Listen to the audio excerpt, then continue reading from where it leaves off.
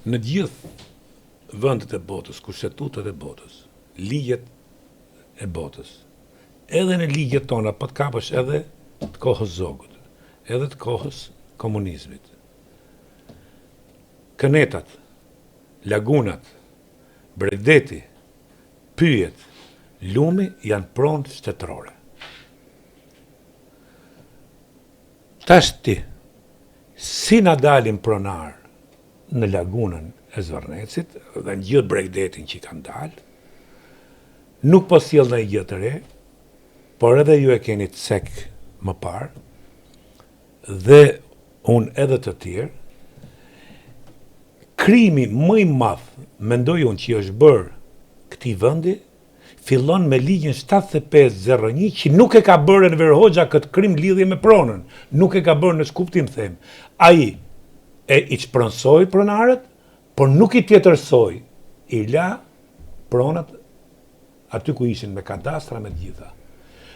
Ligji 7501 i dha mundësi klasës politike, dallkaukëve të politikës, dallkaukëve të medias, po deshe, me influencën, me trafikun e influencës mediatike në favor të ligjeve korruptive, abuzive me ligjin 7501, që ta përdorin këtë ligj dhe sot ato janë pasonor dhe na japin dhe mendësi të djathtë.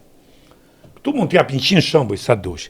Tash ti, a mendo që një nga arsyet dhe arsyeja më e fortë është që ne po paguajmë ligjin e krimit 7501? Dhe sot pushteti nuk mundet ta shpronsojë atë sepse i është njoft me ligj. Mentor Kikia, Ilir dhe Maria kanë marrë pronë Zvornec, edhe gjyqtar, ka pronar dhe gjyqtar që ja kanë dhënë mentorit dhe mentori, apo Iliri kanë dhënë një pjesë gjyqtarve. Dhe jemi në këtë katraur dhe qeveria sot dhe nuk mund të shpronsojë se thot ai është njoft pronar me ligj. Dhe këto tash na kërkojnë neve, ruajtjen e natyrës. Pronari ja ka shit që është sot ai Artur Sheu, ç'është ai në Florida, ja ka shit këtyre që do të investojnë.